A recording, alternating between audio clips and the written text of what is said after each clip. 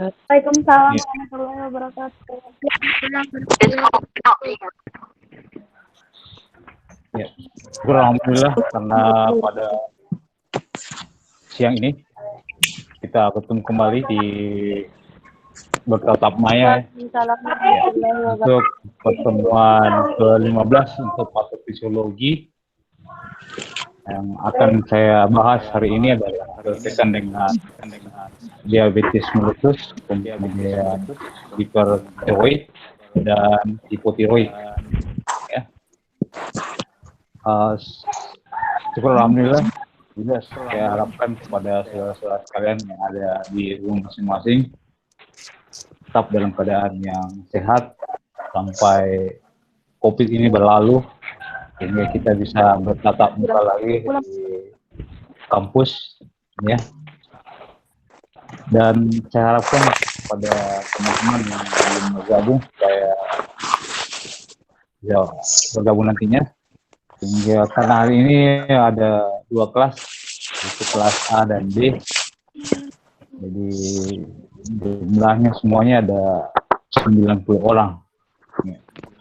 Tetap Anda isi daftar hadir untuk pertemuan pertamanya kelas D, karena jadwalnya kan hari ini jam 9.30 tadi, maka diundur ke jam 1.13.50. Baik, untuk mempersingkat waktu, saya akan mempresentasikan berkaitan dengan patofisiologi. Kita mulai dari diabetes mellitus dulu ya.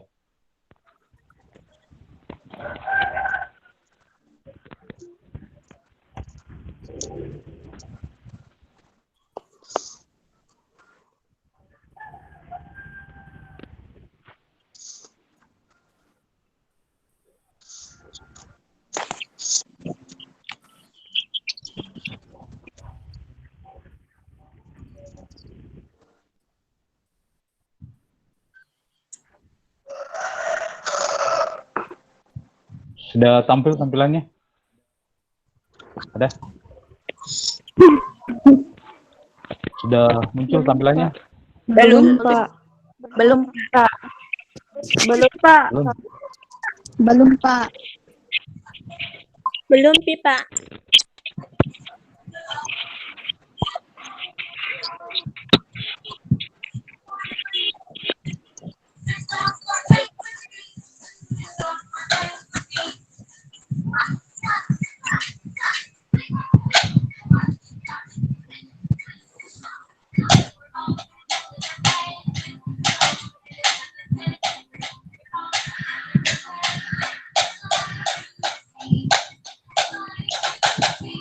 Jafari.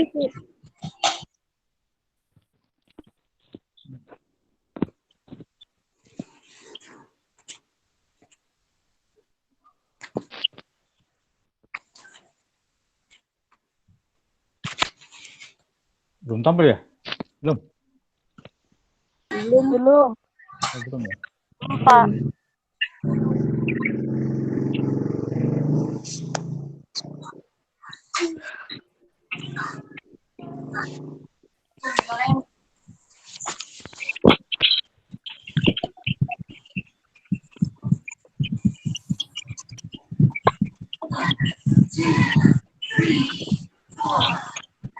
Sudah ya? Sudah tampil tampilannya? Sudah? Iya, Pak, ada, Pak. Iya, Pak. Iya, ada nih, Pak. Ya. Gila nih, Pak. Ya. Baik, kalau kita berbicara mengenai diabetes mellitus, mungkin Anda sudah pernah mendengar yang namanya penyakit gula ya. Mungkin di sekitar keluarga ya paling tidak ada yang menderita yang namanya diabetes mellitus atau penyakit gula, dan mungkin Anda juga sudah pernah merawat, terutama yang sudah dari SMK ya, merawat luka orang diabetes mellitus ya. Nah, kalau kita berbicara mengenai diabetes mellitus, ini adalah suatu penyakit yang ditandai dengan peningkatan level gula yang ada di dalam darah, ya. Gula yang ada dalam darah inilah yang terjadi peningkatan, sehingga penderita biasanya mengalami hal-hal yang nanti kita lihat apa saja ya gejalanya yang muncul pada diabetes mellitus. Nah, kalau kita berbicara mengenai penyebabnya, kemudian insiden dan faktor risikonya, bahwa diabetes mellitus ini biasa dikenal dengan adanya atau kurangnya insulin, ya, di mana insulin ini adalah hormon yang dihasilkan oleh pankreas kita, utamanya di sel-sel pulau-pulau Langerhans, ya, yang di pulau-pulau Langerhans itu ada sel alfa, sel beta, dan sel delta, di mana sel alfa itu menghasilkan hormon yang namanya glukagon, kemudian sel beta itu menghasilkan hormon yang namanya insulin, dan sel delta hormon yang lainnya. Nah, diabetes ini di mana hormon insulin ini yang diproduksi pankreas yang akan mengontrol atau meregulasi daripada kadar glukosa yang ada di dalam darah. Nah, diabetes mellitus juga bisa disebabkan oleh adanya resistensi insulin, atau kedua-duanya, bisa karena kerusakan pankreas sehingga tidak menghasilkan insulin, kemudian ada resistensi juga, ya. Ya, nanti kita lihat ada berapa tipe-tipe pada diabetes mellitus sendiri. Ya. Nah, dari gambar ini kita bisa lihat bahwa di kelenjar endokrin kita terdiri dari ada namanya tiroid atau paratiroid, kemudian ada kelenjar adrenal dan pankreas. Pankreas di sini yang ada di bagian yang ada di bagian usus kita. Salah satu juga adalah pankreas ini adalah aksesori tambahan pada sistem pencernaan kita yang berfungsi atau mensekresi yang namanya hormon insulin atau hormon lainnya, ada glukagon, ya. Nah, di mana fungsi endokrin ini nantinya akan meregulasi daripada fungsi-fungsi yang ada di dalam tubuh kita. Jadi kalau Anda sudah mempelajari di fisiologi bahwa kelenjar endokrin kita akan menghasilkan yang namanya hormon. Hormon ini adalah bahan kimia yang nantinya langsung masuk ke dalam darah dan nanti akan mempengaruhi organ-organ target di mana hormon ini akan berfungsi, ya. Salah satunya yang kita bahas di sini adalah hormon yang dihasilkan dari pankreas ini, ya. Jadi endokrin ini akan melepaskan hormon yang dikenal dengan pesan-pesan kimia, kemudian dia akan masuk langsung ke dalam darah, kemudian akan ditransportasikan ke organ-organ, ya, ke dalam jaringan yang ada di dalam tubuh. Nah, pada dasarnya bahwa fungsi pankreas ini akan menghasilkan hormon insulin satunya, kemudian nanti akan meregulasi daripada kadar glukosa yang ada dalam darah. Kemudian salah satu juga kelenjar yang lain adalah kelenjar tiroid misalnya, yang berasal dari kelenjar pituitari, akan mensekresi juga hormon yang berfungsi terhadap aktivitas dalam tubuh kita, ya. Kita ketahui bahwa hormon ini dikenal dengan kelenjar buntu karena dia tidak mempunyai suatu tempat penyimpanan, tapi dia langsung masuk ke dalam aliran darah. Nah, ke dalam aliran darah kemudian nanti ke organ-organ atau jaringan yang ada di dalam tubuh kita. Ya, Anda bisa mengingat kembali bagaimana fungsi daripada kelenjar endokrin ini. Ya.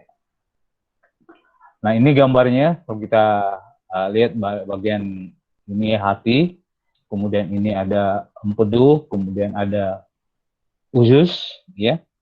Kemudian di bawahnya hati ini ada pankreas, ya. Nah, ini pankreas, di sini ada ductus pankreasnya, kemudian ya ini duodenum, kemudian ada kelenjar bilirubinnya, bile ductusnya, ya. Di pankreas itu lokasinya di belakang daripada hati, kemudian nanti akan mensekresi namanya hormon insulin, ya. Insulin inilah yang digunakan oleh tubuh sebagai tempat penyimpanan dan tempat untuk meregulasi daripada glukosa. Ya.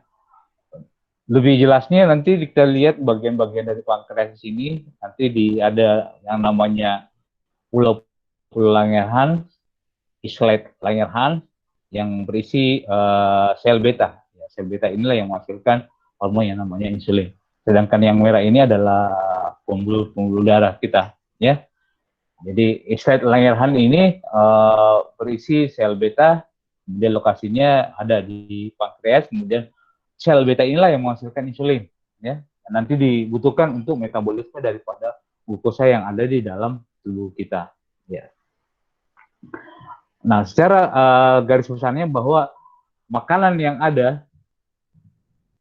yang tinggi gula itu akan menstimulasi pelepasan daripada insulin. Misalnya kita makan kue atau cake misalnya, itu akan menstimulasi pelepasan insulin karena ada kandungan gula yang kita konsumsi. Nah, insulin inilah yang berfungsi sebagai hormon yang disekresikan oleh pankreas sebagai respon untuk terjadinya peningkatan kadar glukosa dalam darah.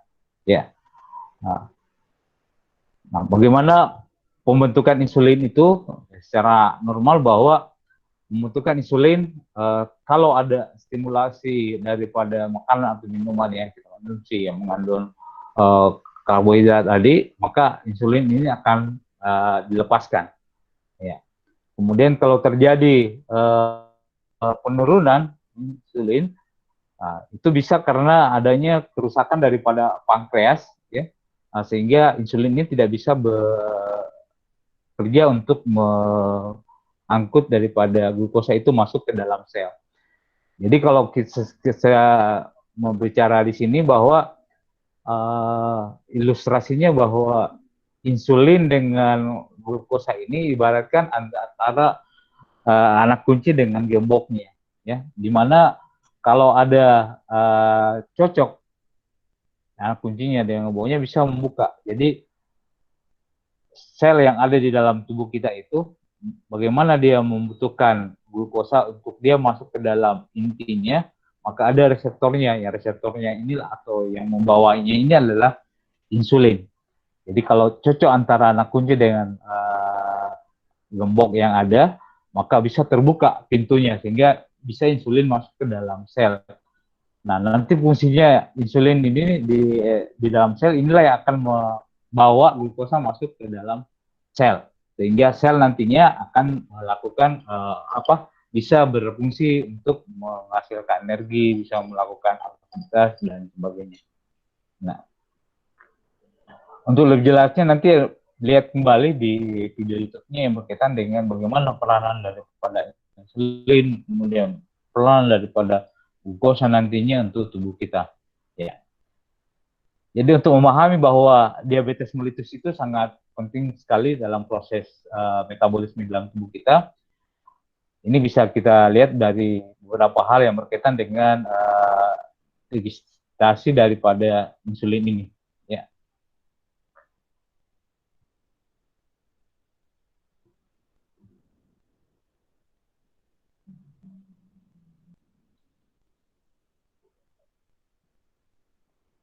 Ya. Pertama bahwa gula yang kenal dengan glukosa masuk ke dalam pembuluh darah. Kemudian glukosa ini dia berfungsi sebagai sumber daripada tempat penyimpanan daripada makanan yang ada, kemudian masuk ke dalam tubuh, ya. Kemudian organ pankreas ini yang kita kenal dengan insulin, di mana peran insulin ini akan membawa glukosa, mentransfer glukosa yang berasal dari pembuluh darah tadi untuk masuk nantinya ke dalam otot, kemudian ke dalam lemak atau ke dalam sel-sel yang ada di dalam hati, yang nantinya bisa digunakan sebagai sumber energi kita. Nah, sumber energi kita paling tidak adalah bagaimana kalau kita melakukan suatu melakukan aktivitas kalau tidak ada energi yang dihasilkan. Nah, energi yang dihasilkan ini diperoleh dari makanan atau minuman yang kita konsumsi sehingga kita bisa melakukan aktivitas seperti biasa. Nah, sama halnya kalau Anda misalnya tidak makan dari pagi sampai siang hari, pasti perasaannya akan loyo, ya, lemah.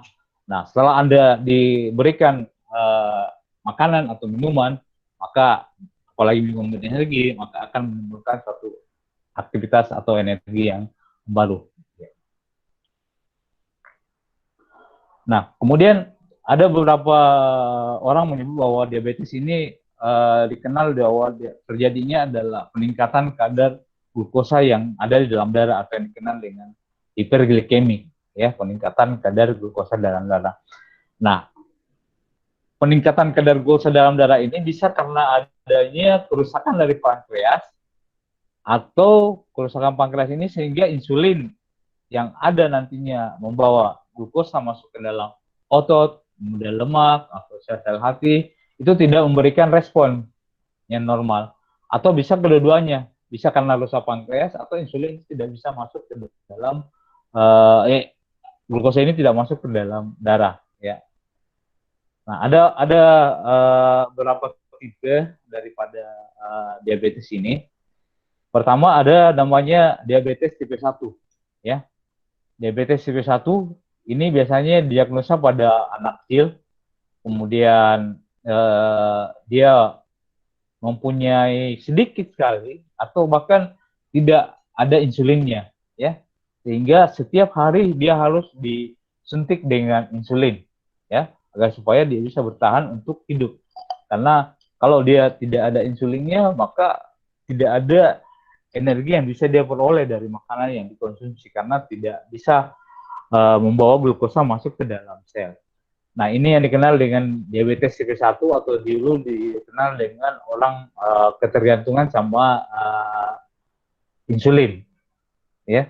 Nah, diabetes tipe 1 ini biasanya dia sifatnya genetik, diturunkan. Jadi bukan hanya cabang orang dewasa atau anak-anak bisa diturunkan, ya, karena dia memang terjadinya kerusakan di pankreasnya. Pankreasnya rusak sehingga tidak menghasilkan hormon yang namanya insulin. Dan yang kedua adalah diabetes tipe 2. Nah, ini yang paling umum yang ada di antara tipe 1 dan tipe 2. Penyebabnya ini biasanya pada orang dewasa, ya. Kemudian pankreas bukan hanya tidak mencukupi untuk insulinnya, tetapi kadar glukosa ini dalam level yang normal, ya.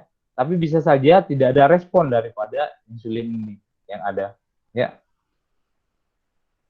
Kemudian pada tipe 2 ini yang berkembang saat ini, kalau di Amerika itu biasanya ditandai dengan peningkatan kadar peningkatan berat badan atau obesitas, kemudian tidak jarang beraktivitas, ya. Nah, ini dipengaruhi oleh gaya hidup misalnya. Jadi orang yang mempunyai riwayat diabetes mellitus misalnya dari orang tuanya, maka untuk beresiko untuk terjadinya diabetes itu bisa 2-3 kali lebih banyak bisa terjadi pada anaknya. Sehingga kalau umpamanya dia ada keluarganya menderita DM, hati-hati jangan sampai dia bisa kena lagi, karena perubahan gaya hidup sekarang di mana orang mager, malas bergerak, syukur-syukur dia tidak baper sehingga tidak mau makan lagi misalnya, sehingga itu akan menimbulkan penimbunan lemak yang ada di dalam tubuh, ya. Energinya tidak bisa, kalorinya tidak terbakar dengan olahraga yang ada, sehingga akan terjadi penumpukan di dalam tubuhnya, sehingga itulah yang biasanya dia malas melakukan pergerakan, ya.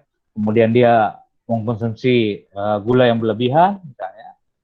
Salah satunya dia sudah porsi satu piring misalnya, kemudian dia minumnya adalah teh, kemudian teh manis misalnya dan sebagainya, yang manis-manis semua, sehingga akan berisiko terjadinya diabetes mellitus, ya.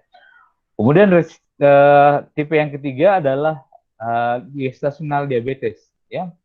Gestasional diabetes di sini adalah peningkatan kadar glukosa di dalam darah, ya, pada saat dia mengalami kehamilan. Ya, ini terjadi pada wanita hamil, tidak mungkin pada laki-laki. Jadi pada wanita hamil ini dia terjadi peningkatan kadar glukosa dalam darahnya pada saat dia hamil. Tapi bisa saja dia akan menetap setelah dia melahirkan.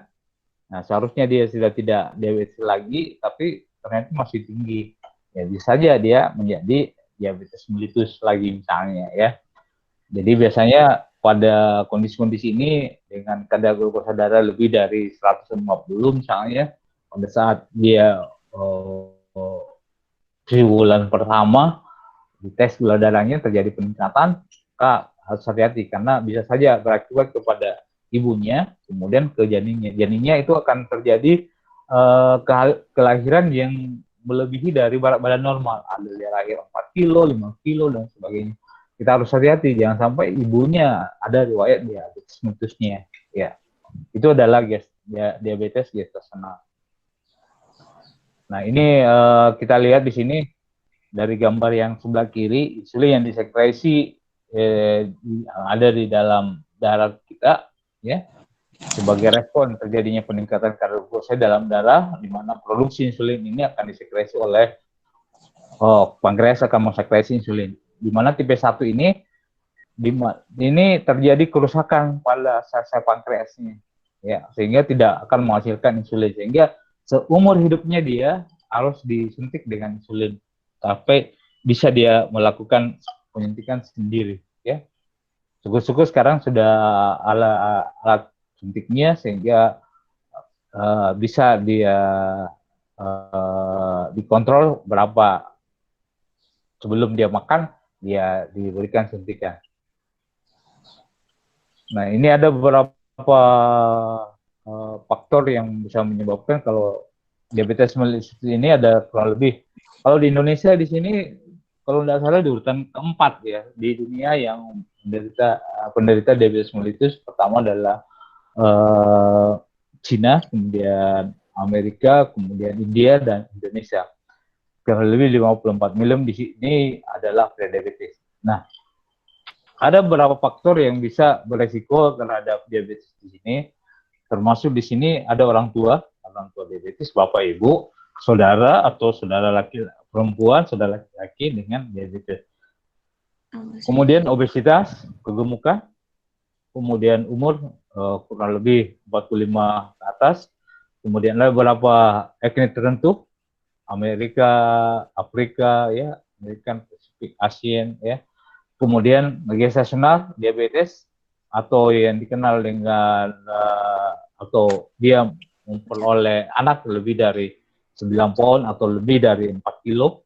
Kemudian dia menderita penyakit hipertensi, kemudian peningkatan trigliserid yang ada di dalam darah, lemak darah, yaitu ada daripada tipe di dalam darah kita, ada lemaknya. Kemudian peningkatan kolesterol dalam darah, kemudian tidak ada exercise, tidak ada aktivitas sehingga dia menjadi gemuk. Ya. Ini di Amerika bahwa merekomendasikan bahwa pada umur di atas 55 tahun paling tidak dia men-screening dirinya sebagai diabetes paling tidak selama 3 tahun disuruh melihat bahwa dia beresiko atau dia mempunyai risiko tinggi terhadap diabetes ini. Nah, apa gejala-gejalanya pada diabetes?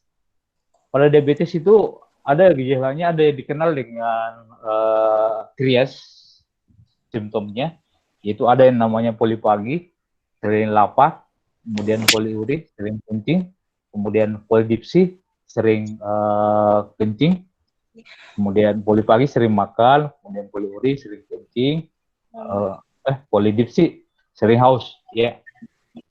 Ya, ini jadi termasuk frekuensi urinnya, kemudian kemudian lapar, kemudian fatigue, lemah, kemudian weight loss, kehilangan berat badan, kemudian penglihatan kabur, ya, di mana tipe 2 ini berkembang nantinya kepada terjadinya peningkatan kadar glukosa dalam darah, yang ditandai dengan apakah ada pengalamannya atau ada gejala-gejala yang nampak dari penderita.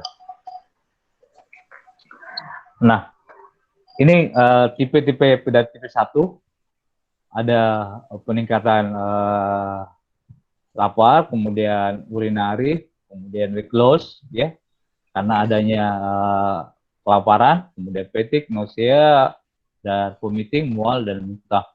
Pada pasien tipe 1 ini biasanya berkembang selama periode yang singkat dan bahkan kondisinya bahkan terjadi sampai ke gawat darurat terjadi. Ya.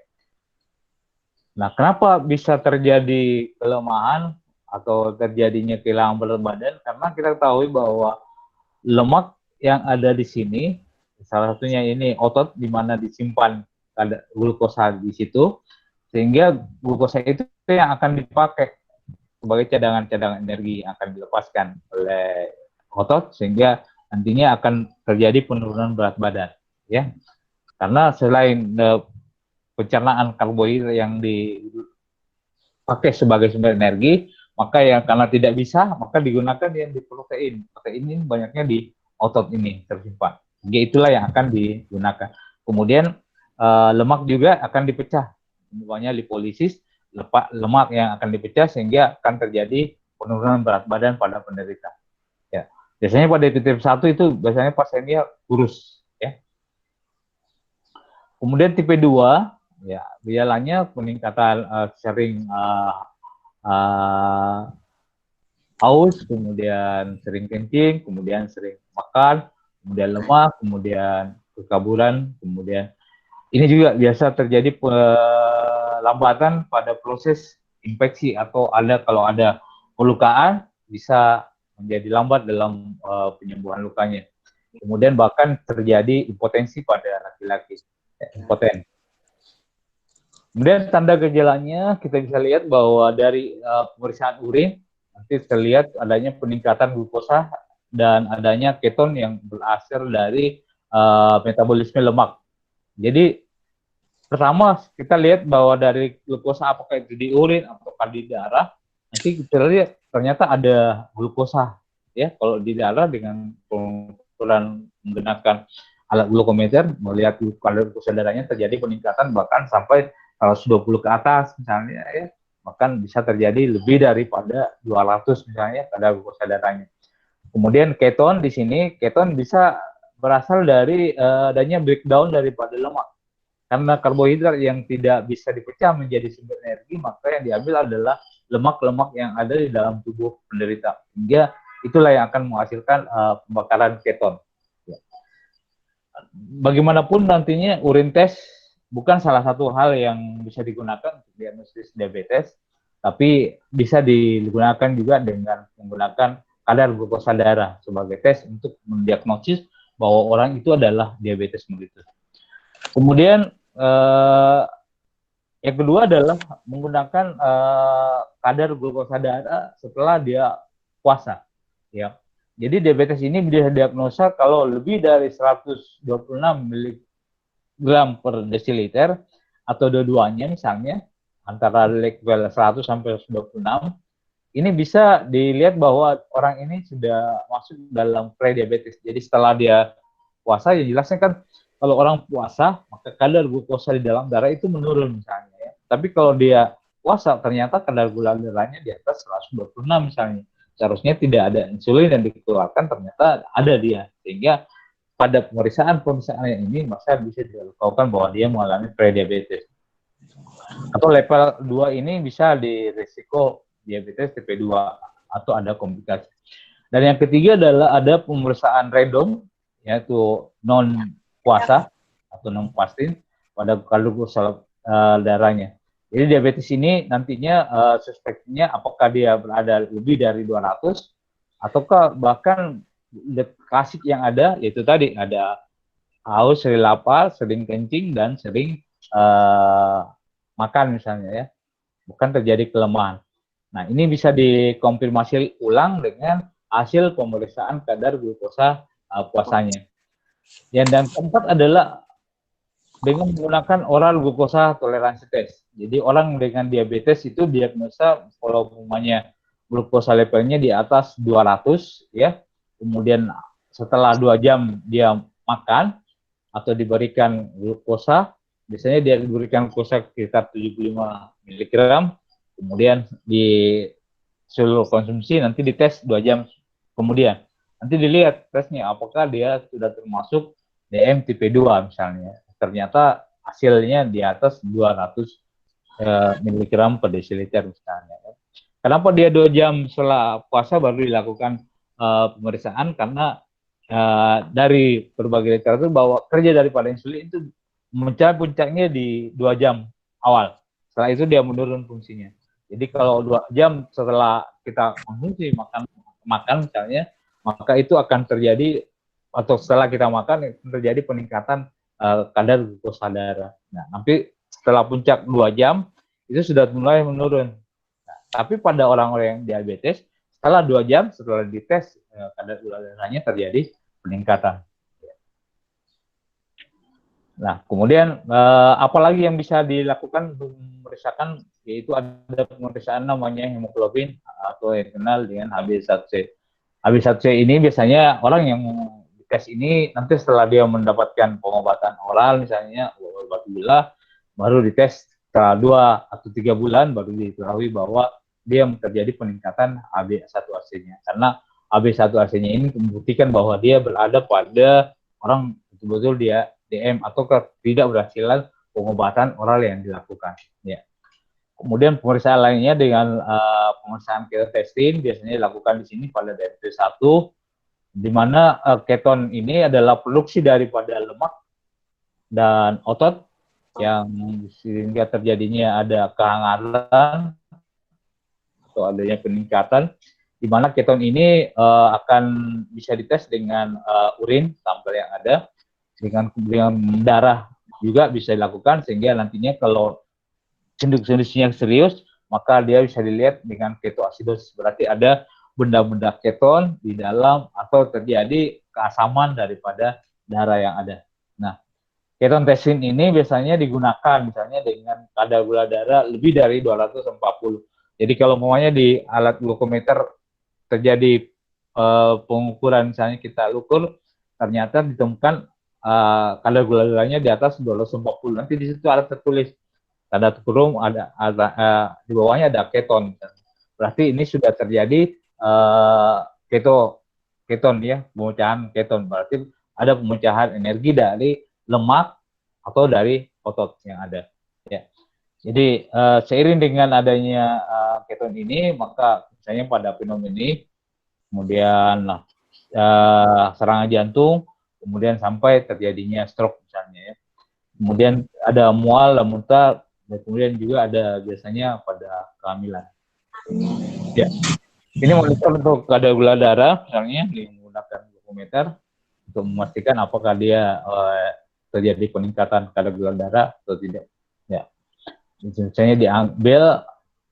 Ya, kemudian kalau insulin pump di sini, ini pada orang yang tipe 1 tadi, ketergantungan sama insulin. Dulu masih menggunakan steroid yang berapa 0,5 ya.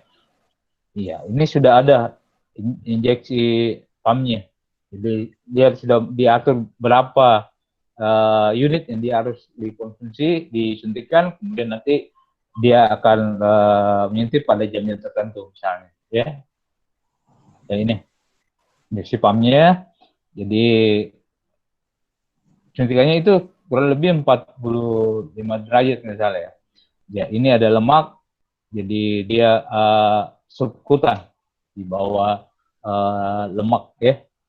Jadi tidak sampai ke otot, karena kalau ke otot tidak menimbulkan efek, tapi ini di lapisan lemak ya. Jadi dosisnya yang ada dari semua komputer ini akan nampak jelas berapa unit yang harus disuntikan ya. Ya. Jadi kateter ini, insulin ini nantinya menginsersi masuk needle ini, ada ini needle-nya ada di sini. Ya. Jadi satu kali injeksi nanti 5 unit misalnya masuk sebelum dia makan, kemudian nanti dia diawal. Inilah yang akan terjadi pada DM tipe 1 yang tergantungan sama insulin, karena itu tadi pankreasnya mengalami kerusakan, ya. Nah, kemudian semua grup yang berkaitan dengan support yang ada, ya. Kemudian prognosisnya bahwa dengan kadar glukosa yang tinggi, kemudian pengaturan tekanan darah, kemudian komplikasi mencegah komplikasi ini lebih awal sehingga bisa kita melakukan pencegahan, ya. Jadi bisa mengontrol jangan sampai terjadi komplikasi pada ginjal, kemudian komplikasi pada mata, kekaburan, sama katarak, kemudian komplikasi pada sistem saraf, kemudian pada jantung dan bahkan terjadinya stroke. Ya. Ini komplikasi-komplikasi yang ada, mulai dari komplikasi diabetes hiperglikemik molar, komplikasi yang panjang, ada diabetes retinopatis pada mata, kemudian pada nefropati pada ginjal, neuropati pada saraf, kemudian vascular disease, hiperlipidemia, hipertensi, dan sebagainya. Ya. Nah, ini yang kita cegah. Ini misalnya pada mata, kalau retinanya ini, sedangkan pada retinopati, ini sudah mulai terjadi aneurisma, ya, ada blok yang ada di sini, ada kematian di ini, kemudian ada bloknya di sini, kemudian ada pendarahan yang terjadi. Ya. Karena berkembangan daripada kadar glukosa darah sehingga akan berdampak kepada gangguan pada mata.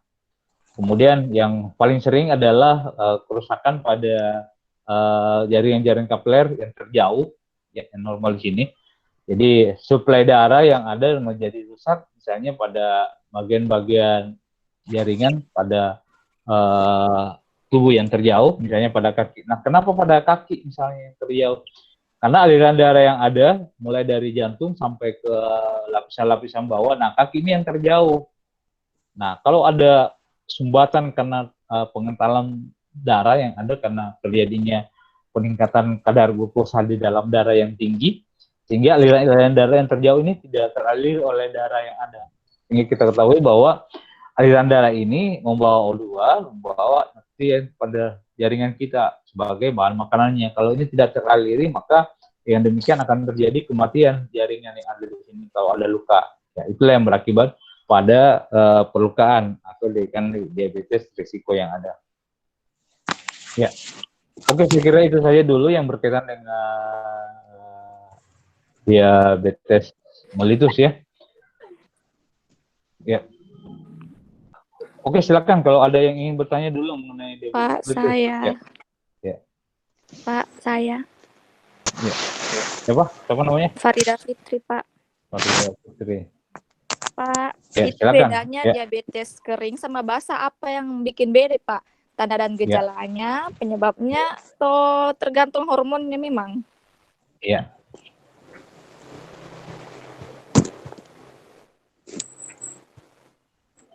Ya, Farida ya.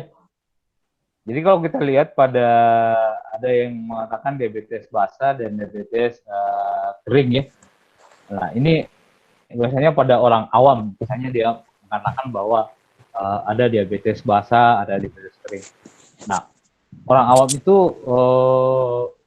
biasa mengatakan bahwa dia diabetes basah karena ada lukanya. Ada luka pada kaki ke, atau pada daerah tangan ke, atau daerah bokong misalnya. Ya, itu biasanya dikenal dengan diabetes basah. Ya. Orang awam mengatakan demikian. Kalau diabetes kering itu biasanya tidak ada perlukaan, misalnya. Tidak ada lukanya. Ya, itu juga bisa nampak jelas. Jadi pada diabetes basah, diabetes yang sama-sama dia adalah diabetes, ya, peningkatan kadar glukosanya di dalam darah yang tinggi misalnya, ya. Kapan dia orang awam katakan dia basah? Itu kalau ada luka misalnya, lukanya sembuh, lukanya susah sembuh misalnya, ya. Bahkan sampai kakinya mau diamputasi atau dipotong misalnya, karena ada gangren yang ada. Ya, itu namanya diabetes basah misalnya orang awam katakan. Jadi sama-sama diabetes. Cuma biasanya diabetes kering juga orang awam juga bisa mengatakan bahwa ini dia dialami sejak dia kecil, berarti dia sudah masuk ke tipe 1, artinya dia orang yang ketergantungan sama insulin, ya. Nah, itulah yang dikatakan diabetes basah dan itu. Jadi sama-sama, kalau selama ini orang masyarakat menganggap bahwa itu adalah diabetes basah dengan adanya luka, kemudian diabetes kering, berarti tidak ada luka. Nah, itu yang ada. Jadi sama-sama dia diabetes, nanti dilihat berapa kadar glukosa dalam darahnya, baru bisa diketahui bahwa dia mengalami diabetes atau pre-diabetes. Ya, silakan kalau ada lagi. Oh iya Pak, makasih Pak. Iya, Pak masih Pak bertanya. iya. Terus itu Pak, suntikannya harus memang di perut kah Pak? Ah, nanti kita akan lihat ada beberapa daerah-daerah suntikan pada insulin. Jadi nanti akan lebih jelasnya nanti kalau Anda sudah belajar di perawatan medical bedah.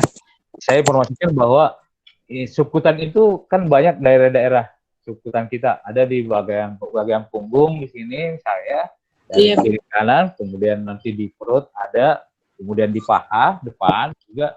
Ya, itu daerah-daerah suntikan. Kalau di perut bisa diselang-seling misalnya ya, memutar misalnya jam pagi di bagian kanan, kemudian nanti siangnya lagi di bagian kiri, malam lagi di bagian atas. Tapi pada lokasi jangan pada lokasi yang sama, tapi selang-seling misalnya ya, sehingga nantinya tidak ada komplikasi yang terjadi misalnya pada daerah itu ada kerusakan pada bagian sukutan lemak yang ada di situ. Ya, itu juga. Jadi selang-seling, jadi bukan hanya di daerah perut, pada daerah deltoid misalnya, kemudian daerah paha juga ya. Nah, daerah-daerah sukutan yang ada. Ya. Ya itu, Farida. Oh ya, makasih banyak Pak. Iya. Ada lagi yang ingin ditanyakan? Saya Pak. Iya. Siapa? Nur Safira. Iya, silakan. Gini Pak, seumpamanya ada seorang pasien, terus pasiennya itu mengatakan bahwa kedua orang tuanya itu punya riwayat DM. Nah, otomatis kan si anak tersebut sudah lifestyle-nya tuh sudah berbeda, yang tadinya sering makan gula seumpamanya. Jadi karena dia sudah tahu orang tuanya penyakit DM, kan otomatis 50% lah dia sudah punya resiko. Faktor resiko. Ya. Nah, karena dia tahu, jadi dia kurangin kayak makan gula dan segala macam. Tapi kan gejala DM kan itu ada 3P, polidipsi, polivari, dan poliurinari. Nah, sebenarnya dia sering haus dan sering berkemih, sering miksi. Nah, sedangkan yang aktivitas yang dia lakukan kayak dia sering olahraga, dia itu kan berarti intake outputnya kan balance Pak. Nah, apa itu nanti masuk di gejala DM atau bagaimana? Iya, itu sudah. Ya, makasih. Jadi kalau umpamanya dia menderita ada riwayat dari bapak atau dari ibunya, maka faktor resiko untuk dia mengalami diabetes mellitus saya kira itu besar sekali kemungkinan untuk dia. Cuma yang harus dia jaga adalah itu tadi, bagaimana dia menjaga pola makan, bagaimana dia menjaga aktivitas yang ada, kemudian bagaimana dia menjaga berat badannya agar supaya tidak terjadi proses namanya kegemukan misalnya. Karena sudah dia pegang faktor satu, faktor keturunan sudah ada dari keluarga, sehingga bagaimana dia berupaya agar supaya dia tidak masuk ke dalam penyakit diabetes mellitus. Itu tadi, bagaimana dia menjaga pola makannya, tidak terlalu banyak makan yang berlebihan karbohidrat, kemudian bagaimana dia menjaga aktivitasnya yang ada, dia tidak mager misalnya, tidak malas bergerak, artinya dia olahraga dan sebagainya, terjadi pembakaran energi, kemudian bagaimana dia menjaga berat badannya, tidak terjadi kegemukan, supaya nantinya energi lemak-lemak yang tertimbun itu bisa memicu terjadinya diabetes mellitus. Kemudian dia rajin untuk mengecek kadar glukosa darahnya. Cara mencek kadar glukosa darahnya dengan melakukan pemeriksaan melalui glukometer tadi. Dia ukur pada saat dia setelah dia makan, ataukah dia coba lagi ukur pada saat dia puasa misalnya. Kemudian dia ukur lagi. Dengan demikian, upaya-upaya yang dilakukan tadi bisa mengurangi faktor risiko untuk dia menjadi DM. Ya, kalau kita sudah tahu bahwa orang tua saya ada diabetes mellitus, tapi kalau dia sudah tahu begitu baru gaya hidupnya masih makan banyak, kemudian dia malas bergerak dan sebagainya. Ya tunggulah pada saatnya nanti ya kan lebih positif lagi menjadi diabetes mellitus.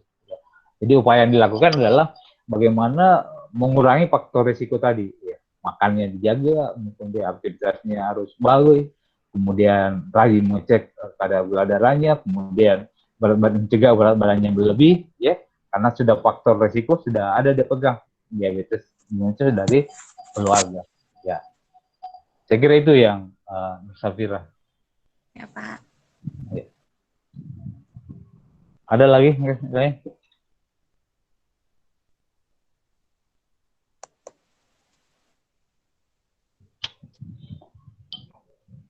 Oke, kalau udah ada nanti kita lanjut lagi ke hipertiroid ya.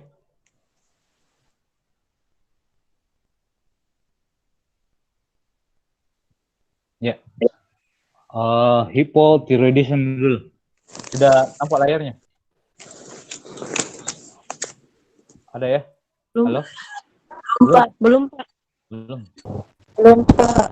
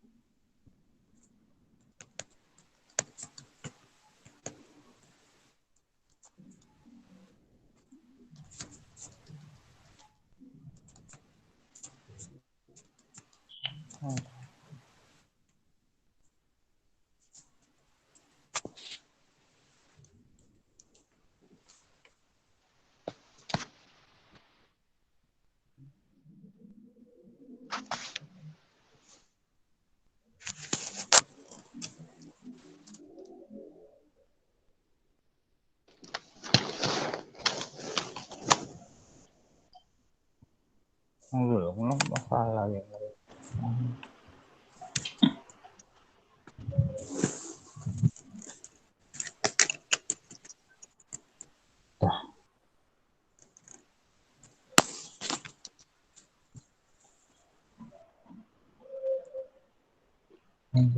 Kontrol proses.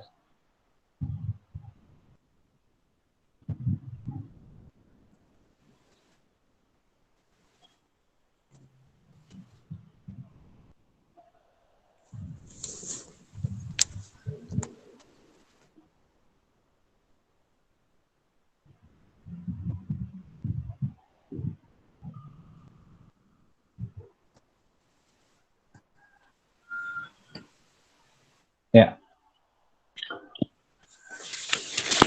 Udah ya? Ya.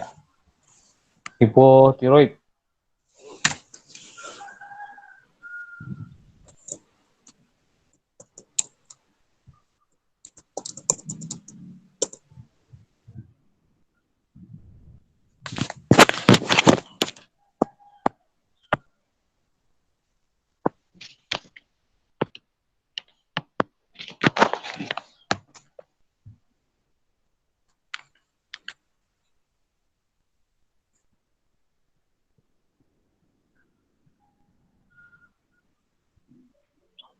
Udah muncul ya hipotiroidisme ya? Halo, udah? Iya, Pak. Iya, Pak. Iya, Pak. Udah ya? Iya. Jadi kita berbicara hipotiroidisme. Sebelum kita bicara tipe hipotiroidisme ini, kita akan bicara mengenai kelenjar tiroid ya. Jadi kita ketahui bahwa ini adalah kelenjar tiroid yang sebesar biji kacang lah sini. Nah, pada hipotiroid ini kelenjar tiroid ini mengalami pengecilan, ya. Nah, kita ketahui bahwa kelenjar tiroid itu fungsinya adalah mengatur tentang metabolisme yang ada di dalam tubuh kita, ya, untuk kita bisa melakukan aktivitas-aktivitas yang nantinya bisa kita lakukan, misalnya. Nah, pada hipotiroidisme ini, kelenjar tiroid ini bisa besar atau bisa juga kecil. Jadi, tiroid ini bisa besar, itu yang dikenal dengan kelenjar gondok, ya, besar, atau dia bahkan mengecil. Jadi, tergantung dari penyebab rendahnya daripada hormon tiroid ini. Ya.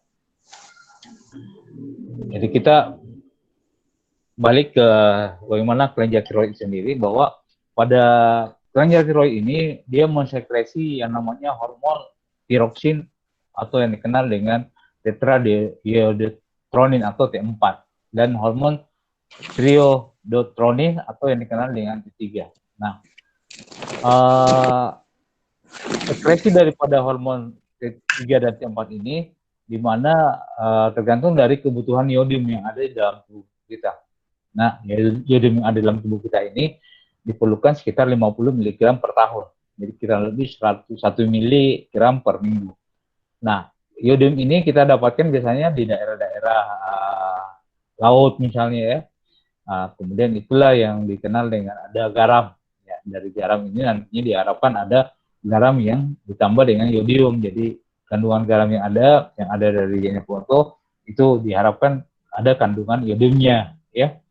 Nah, kalau terjadi defisiensi iodium, itu akan menjadi mental retardasi, ya. Atau pada daerah-daerah tertentu ada yang dikenal dengan iatrogenik, daerah yang tanahnya tidak mengandung iodium, misalnya pada daerah pegunungan. Kalau daerah pegunungan yang ada di sini kan misalnya banyak misalnya di daerah-daerah Sopeng, maaf nih kalau daerah Sopeng, daerah Sopeng atau daerah pegunungan misalnya di RPK misalnya, ya. Nah, itu daerah-daerah yang kurang mengandung iodium karena daerah ketinggian dibanding kalau daerah-daerah yang ada di nelayan misalnya, atau daerah-daerah yang mudah mendapatkan garam-garam yang beriodium. Nah, sintesis hormon tiroid ini kita ketahui bahwa iodium yang ada dalam makanan itu nantinya masuk ke dalam plasma darah kita dalam bentuk yang namanya iodid, ya, atau J1. Jadi J1 di sini, J ini akan bergabung menjadi iodium, kemudian akan dirubah menjadi I2 dengan hormon peroxidase atau tiroglobulin, ya, menjadi tiroglobulin, kemudian nantinya akan dirubah menjadi tiroglobulin dan tiroksin, ya. Kemudian tiroksin di sini akan menghasilkan liosoma. Jadi ini yang ada di plasma, kemudian ada di sel tiroid dan ada di intrafolikular. Nah, kemudian apa fungsi daripada hormon tiroid ini? Yang pertama adalah dia merangsang metabolisme yang ada pada tubuh kita, utamanya di otak, retina, limpa, testis, dan paru. Kemudian berfungsi terutama dalam metabolisme karbohidrat, protein, dan lemak yang meningkat misalnya. Kemudian pertumbuhan tulang yang meningkat misalnya. Nah, ini efek yang terjadi. Jadi efek inilah yang terjadi misalnya sehingga orang akan mengalami proses pertumbuhan dan perkembangan yang ada. Nah, abnormal yang ada akan terjadi yang namanya hipertiroid. Jadi kita pahami bersama di fisiologi sebelum mempelajari bagaimana kelenjar tiroid ini. Kelenjar tiroid ini akan menghasilkan hormon tiroid T3 T4, tapi dalam batas yang ada, ya, tidak dalam keadaan yang berlebihan. Kapan berlebihan maka dia mengalami hipertiroid, dan kapan kurang maka mengalami hipotiroid. Jadi hormon yang disekresi oleh tubuh kita itu cenderung memang melepaskan yang normal saja, ya. Tapi kalau ada yang berlebihan atau kekurangan berarti itu masalah, ya. Jadi hipertiroid nantinya ada yang namanya LATS, long action thyroid stimulation. Jadi ini akan membentuk antibodi mirip TSH, kemudian merangsang tiroid, kemudian melepaskan tiroksin 3. Lebih. Kemudian adenomatiroid. Gejalanya adalah biasanya pada orang-orang hipotiroid dia toleransi terhadap panas, tidak tahan panas, keringatan, bahkan sampai kelopak matanya keluar atau yang dikenal dengan esoptalmus. atau berkeringat yang banyak, sering-sering berkeringat, walaupun dalam suasana dingin misalnya dia berkeringat, rasa lelah, kemudian tidak bisa tidak bisa tidur misalnya ya, ini, dan berat badannya menurun. Dia banyak makan tapi berat badannya malah turun. Dan yang kedua adalah hipotiroid. Ya, hipotiroid di sini adalah proses terbentuknya pembesaran kelenjar tiroid atau retensi fluid dan air dalam molekul. Biasanya ini penyebabnya adalah defisi yodium, ya. Biasanya yodium, goiter, endemik, tropik area, ya. Nah, ini bagaimana prosesnya di hipotalamus. Hipotalamus menghasilkan hormon tirotronin stimulation hormon, kemudian di posisi anterior tiroid stimulation hormon, kemudian kelenjar tiroid. Nanti kelenjar tiroid akan melepaskan hormon, ada tiroglobulin, kemudian ada tiroksin T2 dan T4. Ya. Karena yodium di sini tidak ada, karena ada feedback yang terjadi TSH, kemudian kelenjar tiroid besar, oligonukleinnya, kemudian dia besar. Nah, ini di hipotalamus, TSH-nya di posisi anterior, kemudian kelenjar tiroid, kemudian tiroksin. Nah, inilah yang akan menyebabkan terjadinya kecepatan metabolisme yang ada, sehingga energi akan terpenuhi, ya. Sehingga kebutuhan energi akan dihubungin, terjadi peningkatan. Ya. Nah, bagaimana dengan hipotiroid? Itu tadi mengenai fungsi daripada hormon tiroid. Pada hipotiroid ini adalah suatu keadaan di mana terjadinya hipofungsi daripada tiroid. Ya.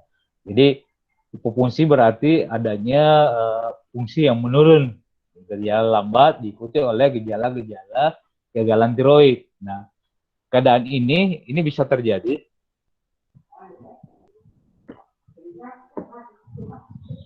karena kadar hormon tiroid yang berada di bawah nilai optimal yang ada, ya, karena dia hipo, ya, sehingga metabolismenya juga berkurang, misalnya, ya. Nah, ini penyebabnya. Penyebab yang paling sering ditemukan pada orang dewasa adalah tiroiditis atau tiroiditis Hashimoto yang ditemukan oleh tuan Hashimoto di Jepang, di mana sistem imun inilah menyerang kelenjar tiroid, sehingga terjadi atrofi kelenjar tiroid, proses penuaan. Atrofi terjadi pengecilan kelenjar tiroid atau defisiensi dan kelebihan yodium. Ya, sering terjadi pada pasien dengan riwayat hipertiroidisme yang menjalani terapi radioiodium, pembedahan atau preparat tiroid, atau terapi radiasi, misalnya ada penanganan kanker kepala, leher, ya. Nah, itu juga menyebabkan seringnya terjadi hipotiroidisme pada lansia laki-laki. Ya. Ini manifestasi klinisnya biasanya ada kelelahan yang ekstrim, misalnya, ya, pada kondisi ini. Kelontokan pada rambut, kukunya mulai rapuh misalnya, ya, karena kulit yang kering sering ditemukan. Rasa baal pada parestesia pada jari-jari tangan itu terjadi. Kadang-kadang suara menjadi kasar, pasien mungkin mengeluhkan suaranya parau misalnya, karena ada pembesaran kelenjar gondoknya, sehingga ada penekanan pada pita suara sehingga suaranya nggak jelas. Ya, itu yang bisa terjadi. Gangguan haid misalnya, ya, ada menorgia atau amenore, tidak haid sama sekali pada penderitanya.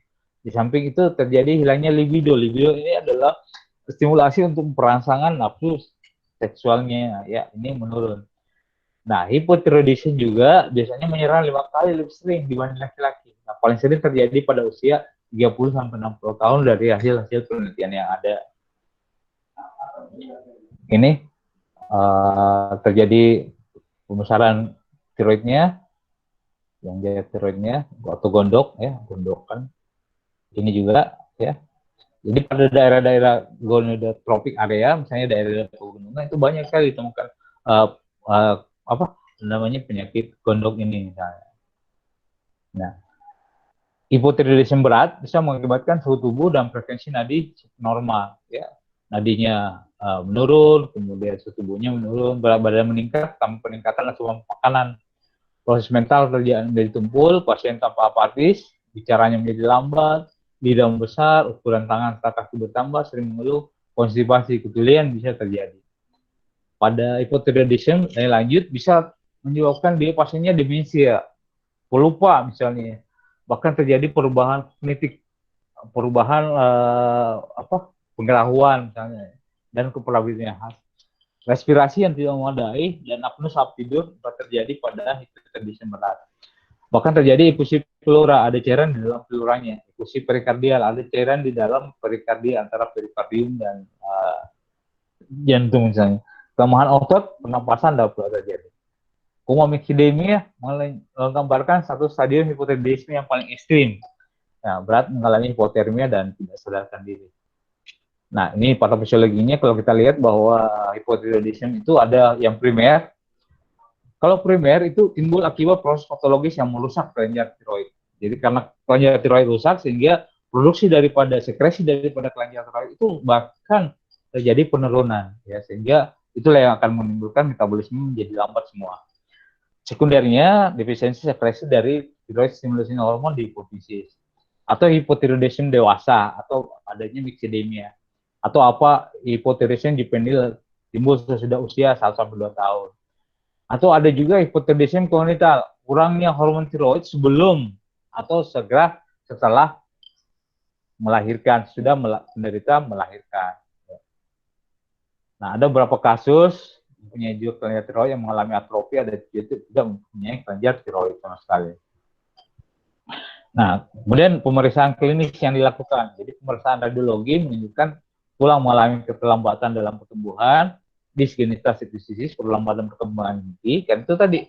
Karena tiroid ini adalah berfungsi untuk metabolisme tubuh kita, untuk pertumbuhan, metabolisme karbohidrat, protein, lemak.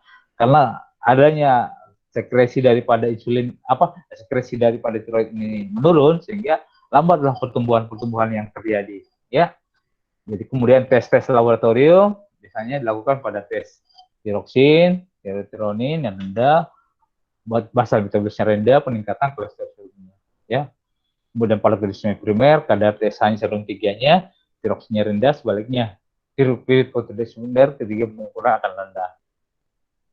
Nah, ini terapi-terapi yang bisa dilakukan pada pemberian hipotiroidisme dengan pemberian tiroksin ya, dosis rendah ya. Pemberian insulin, glukosa oral perlu disekan ya. Ya.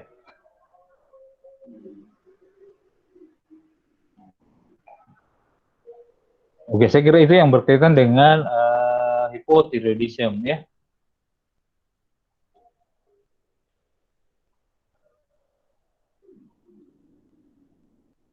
Ya, sampai sini ada lagi yang ditanyakan dulu mengenai hipotiroidisme. Nanti kita akan bahas lagi hipotiroid.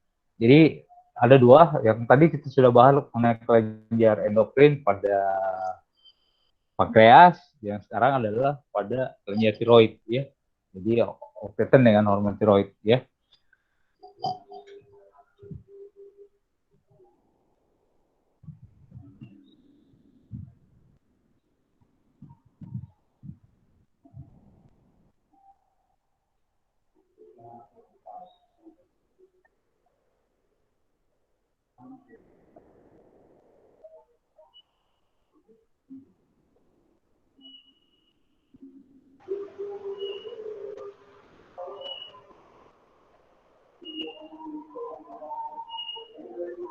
Ya, sekarang kalau ada yang kontakkan dulu hipotiroid atau lanjut dulu dengan hipertiroidnya ya.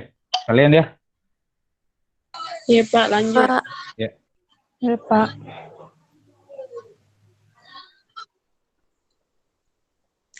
Kasih, Pak.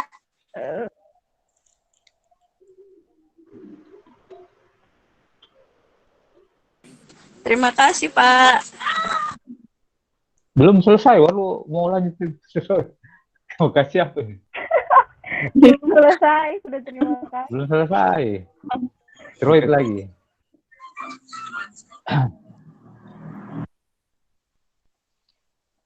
Sabar. Terima kasih nih. Tunggu bentar. Itu istri, anaknya laki-laki ya, perempuan ya? Adekku Pak. Tak.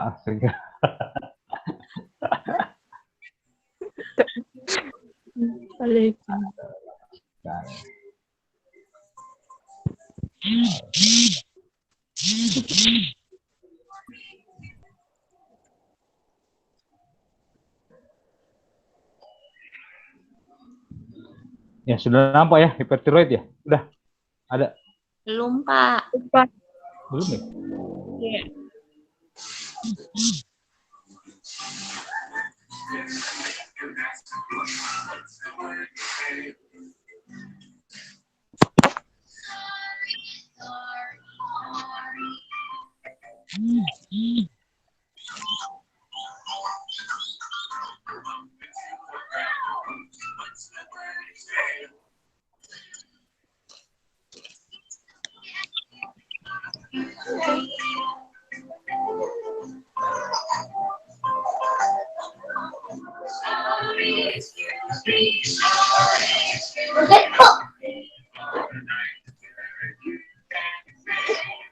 Udah ya? Iya, Pak.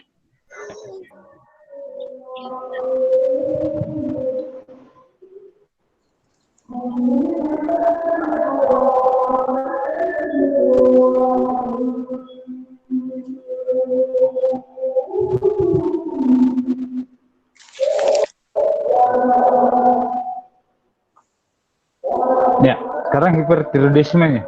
Ya, hipertiroidisme. Ya. Jadi pada hipertiroidisme di sini ya sama tadi pada hipertiroid nanti kita lihat di sini. Ya. Nah, ini kelenjar tiroid, nanti di bawahnya lagi ada kelenjar paratiroid. Kemudian ada trachea. Ya. Nah, di sini ada lari di atasnya. Ada hipglon dan epiglotis. Ya. Ini letaknya kelenjar tiroid di leher kita. Jadi kalau kita memeriksa nantinya pada kelenjar tiroid, nanti kita lihat dari laba di sini di atas trachea ada tidak pembesaran tiroid di sini. Nah, nanti kalau kita lihat bisa lihat dengan tes juga cara dia menelan, kemudian kita lihat ada tidak pergerakan di situ. Lalu terjadi pembesaran pada kelenjar tiroid. Ya ini tadi sama saja yang berkaitan dengan awal bahwa kelenjar tiroid itu ada hormon yang dihasilkan T3 dan T4 ya.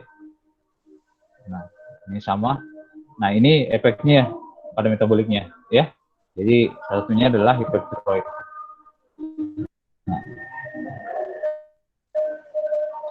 Nah definisi daripada hipertiroid di sini adalah kadar hormon tiroid dalam darah yang berlebihan.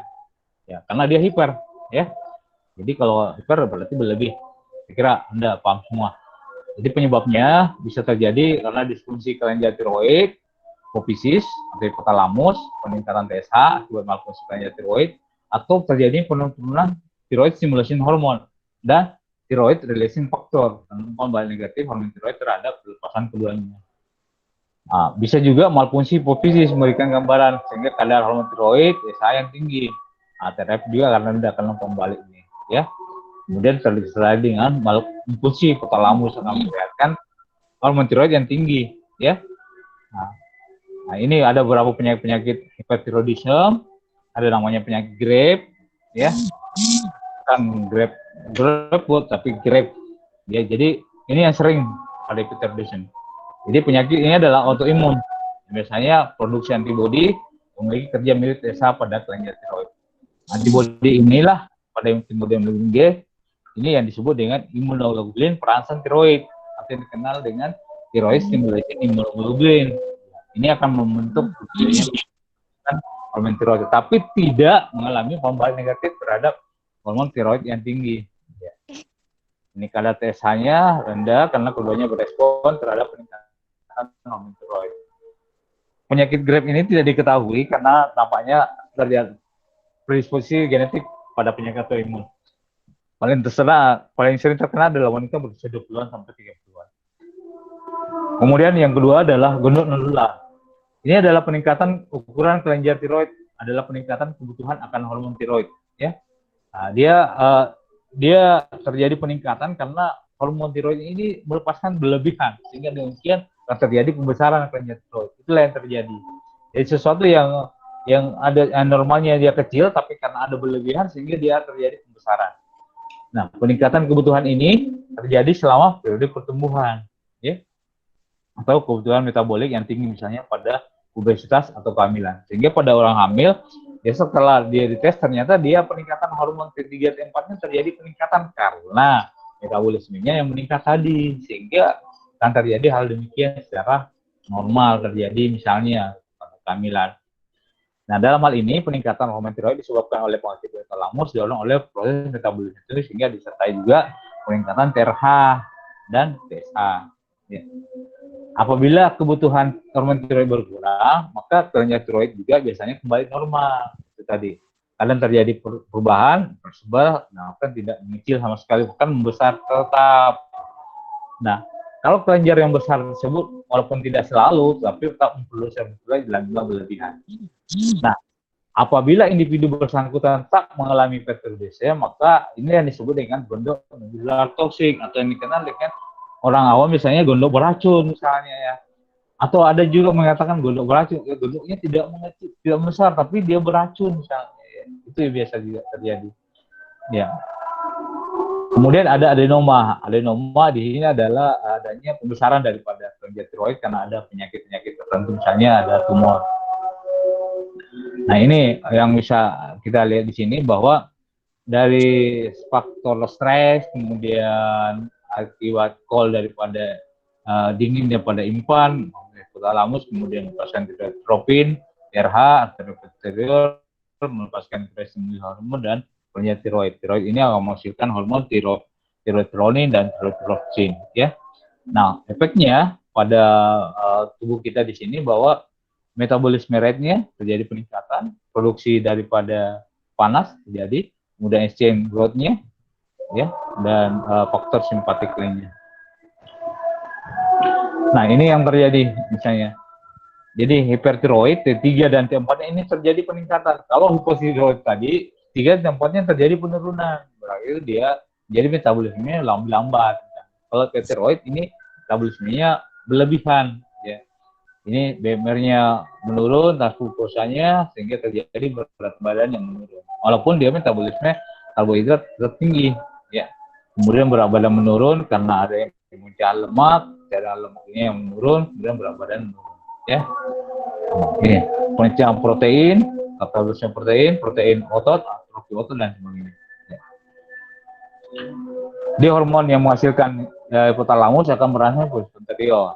Kemudian berupa tiroidin. Hasilkan desa tiroid melepaskan hormon tiroksin dan tiroidronin 3 dan T4.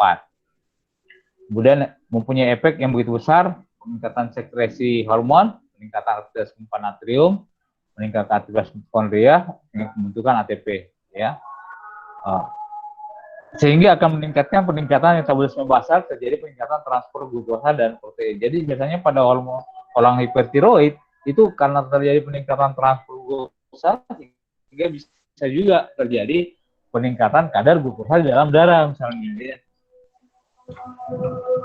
Nah, pada penderita hipertiroid T3 dan T4 akan menjadi peningkatan metabolisme karbohidrat sehingga berat badannya menurun meskipun nafsu makannya meningkat.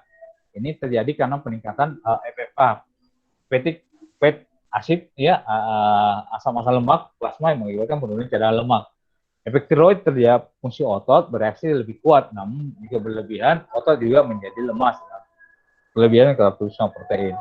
Oleh karenanya, ya, efek yang melelahkan dari hormon tiroid pada otot secara pusat, maka penderita hipertiroid sering kali merasa capek terus-menerus, sering kali lelah misalnya. Tapi karena efek eksitasi daripada hormon tiroid pada sinap, maka timbul kesulitan tidur pada penderita. Ya. Nah, ini gambaran klinisnya. Biasanya terjadi peningkatan di jantung karena metabolisme tadi. Metabolisme yang meningkat, maka ini jantungnya cepat misalnya. Peningkatan tonus otot, ya, tremor, iribilitas, peningkatan kepekaan katekolamin, peningkatan laju metabolisme basalnya, peningkatan panas, sedikit panas dalam udara berasnya dia kepanasan. Toleransi terhadap panas, keringatnya berlebihan. Penurunan berat badan, peningkatan rasa lapar, melotot, ya, hypothalamus, dapat terjadi hypothalamus, penonjolan bola mata, peningkatan frekuensi BAB-nya, gondok biasanya itu peningkatan kurang kelenjar tiroid dan gangguan reproduksi, dia menjadi mandul misalnya, ya. Ini hypothalamus, matanya melotot, ya. Bahkan susah untuk ini karena kelopak matanya lebih keluar, bola matanya lebih keluar. Ini gondok misalnya, sekarang kelenjar tiroid. Ini gondok nularnya setelah diangkat misalnya pada gondok nular, ini gondoknya diangkat. Nah kalau dia diangkat begini, dengan demikian maka hormon tiroid tidak dihasilkan lagi, maka dia harus diberikan secara intravena hormon tiroid itu. Karena kapan dia tidak mendapatkan hormon tiroid, maka tidak bisa pemecahan karbohidrat dan sebagainya, tidak bisa untuk metabolisme yang ada, sehingga dia tergantung sama hormon tiroid yang ada, masih bisa disuntikan dengan hormon tiroid. Ini goiter atau gondok. Ini hypothalamus. Apa yang bisa kita lakukan pada orang demikian? Paling tidak menghindari untuk dia bercermin. Kalau dia bercermin, gangguan citra dirinya. Maka dia takut akan dirinya. Wah, kenapa saya mataku begini misalnya? Itu yang terjadi misalnya. Nah, ini hipertiroidisme, ya, besaran kelenjar gondok. Nah, ini penyuntikan radioaktif biasanya untuk pemberian menghambat daripada sekresi daripada hormon tiroidnya supaya tidak terlalu banyak dihasilkan sehingga disuntikan dengan radioaktif. Ya, tes diagnosisnya ini, jadi mengukur kadar hormon tiroidnya, titik 4-nya, memastikan diagnosisnya apakah pada susunan saraf pusat atau di kelenjar tiroid. Jadi hipertiroidisme disertai penurunan kadar lemak serumnya. Penurunan kepekaan terhadap insulin menyebabkan ini tadi saya katakan bahwa dia kadang juga hiperglikemik karena kepekaan terhadap insulin yang ada sehingga bisa terjadi hiperglikemia. Nah, komplikasinya ada yang namanya thyroid storm, ya itu nanti di videonya jelas di situ kalau gitu ada yang namanya krisis thyroid storm. Ini akan menyebabkan kematian dalam waktu yang cepat misalnya. Karena pasiennya tiba-tiba jantungnya berdetak, agitasi, tremor, kemudian hipertermi, ya. Berarti terjadi kematian. Nah, pelaksanaannya ya tergantung tadi tepatnya apa masalahnya di tingkat kelenjar tiroid. Kalau kelenjar tiroid, maka pengobatan yang diberikan adalah pemberian obat anti tiroidnya untuk menghambat produksi hormon tiroid. Jadi mengurangi sekresi daripada hormon tiroid. Ya. Sehingga hipersensitivitas menurun. Kemudian obat-obat ini yang merusak jaringan tiroid bisa diberikan iodium, radioaktif misalnya. Ya. Nah, namun kalau hipotiroidisme menyebabkan seorang kemudian menjadi hipotiroid, melakukan pengobatan hipotiroid seumur hidup. Ya. Jadi harus, sama tadi kalau dia mengalami DMTP1, maka dia harus diberikan insulin seumur hidup. Sama dengan ini, kalau dia hipertiroid, maka dia diberikan, kalau dia sudah diangkat tiroidnya, sehingga dia harus diberikan hormon tiroid sebagai pengganti seumur hidup. Jadi tiroidektomi, baik parsial atau lokal, apakah diambil secara bagian saja atau lokal diambil tiroidnya. Nah, ini bisa menimbulkan adanya gangguan hipotiroidisme. Ya. Oke, saya kira itu saja yang berkaitan dengan hipotiroid dan hipertiroidisme. Ya. Nanti jelasnya lagi, nanti Anda lihat kembali di videonya untuk jelasnya lagi ya. Mudah-mudahan Anda bisa lebih mengerti setelah melihat videonya, kemudian lihat poin-poin yang saya sampaikan tadi misalnya ya. Tapi bisa saja Anda men-share lagi YouTube yang lain yang berkaitan dengan DM, kemudian hipertiroid dan hipertiroidisme. Oke, silakan kalau ada yang mau ditanyakan dulu, soal ada pengalaman perawat atau ada keluarga yang hipertiroid atau apa pernah melihat kondisi-kondisi demikian sehingga nantinya atau ada yang mau ditanyakan yang berkaitan dengan itu, silakan. Jangan lupa absennya ya untuk ini baru 71 orang yang aktif ya. Yang lain mana ya? Iya. Nanti tanggung jawab siapa ya ketua tingkatnya ya, Alia dengan ini ya, Bu Resna ya, Bu Resna, sorry. Ya, silakan. Saya tanyakan, silakan. Pak, itu kayak apa, bengkak-bengkak babi sama kayak itu anunya? Siapa? Farida nih? Iya, Pak. Kalau apa? Itu Pak, kayak bengkak-bengkak babi. Sama itu kah, paratiroid? Bengkak babi itu yang mana ya? Balak babi yang atau apa? Enggak tahu, Pak. Selalu biasa dibilang bengkak-bengkak babi, Pak. Di leher itu kayak membengkak, Pak. Di leher? Di leher? Iya, Pak. Itu yang bentuk itu, yang besar kelenjar tiroidnya. Ya. Saya nggak tahu kalau bengkak-bengkak babi yang mungkin itu yang dimaksud. Jadi pembesaran kelenjar tiroid. Jadi kelenjar tiroid di daerah ini di atasnya terakhir di sini. Nah, ini yang akan membesar di sini. Jadi biasanya pada pasien kalau maunya dia menjadi pembesaran itu akan mengganggu dari kualitas suaranya. Jadi seakan dia bersuara kayak orang yang kejepit misalnya ya, karena kita suaranya tertekan karena adanya pembesaran kelenjar tiroid. Kalau dia terjadi pembesaran kelenjar gondok, ya, atau kelenjar tiroid. Mungkin itu yang dimaksud ya, yang bekak-bekak babi. Iya kayak coba. Ya, biasa saja karena suaranya kayak babi mengik misalnya ya. Ya. Silakan, ada lagi yang lain. Silakan.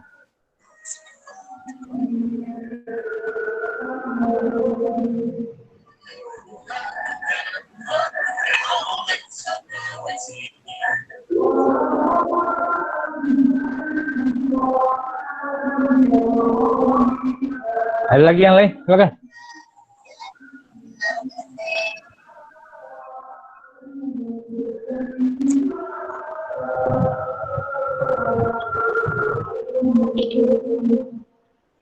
Oke, kalau tidak ada lagi, saya kira cukup sekian karena waktunya juga sudah lewat jam 13.25 ya, 25. Jadi saya ucapkan terima kasih banyak atas perhatiannya. Kemudian ini adalah pertemuan terakhir dari saya untuk patofisiologinya karena nanti minggu depan ya sudah masuk final. Kemudian untuk pertemuan di sini saya tidak ada penugasan lagi untuk berkaitan dengan materi-materi yang ada. Nanti Anda lebih mempelajari lagi di PowerPoint dan di video-video YouTube-nya. Silakan Anda mencari lagi video-video YouTube. Kalau ada yang kurang jelas, silakan Anda bisa WA saya. Kalau ada yang kurang jelas atau ada yang perlu didiskusikan, silakan, nggak masalah. Setiap saat bisa di email juga bisa. Jangan lupa nanti isi absennya untuk kelas A dan kelas B ya hari ini ya. Pak. Ya. Iya, Pak. Mana siapa? Iya, Pak. Risna ya kelas A. Kemudian Ali ya kelas D. Mana Ali ya? Kelas D Ali ya. Tanggung jawab ya.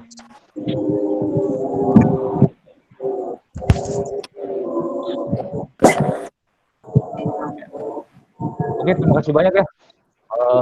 Terima kasih yang selalu di rumah masing-masing. Mudah-mudahan COVID-19 ini cepat berlalu sehingga kita bisa bertatap muka lagi di kampus kita. Karena ya Anda sudah di rumah, mau tidak mau karena situasi dan hal yang kan sehingga harus berada atau stay home di rumah dengan berbagai macam tugas-tugas yang ada. Ya ini juga memberikan semua kepada kita pembelajaran dari ini. Dan ya faktor-faktor lainnya juga lambat. Satunya adalah bagaimana peningkatan kuota dalam hal ini bisa online baik kuliah atau penugasan yang harus Anda lakukan. Oke, terima kasih. Assalamualaikum warahmatullahi wabarakatuh. Ya.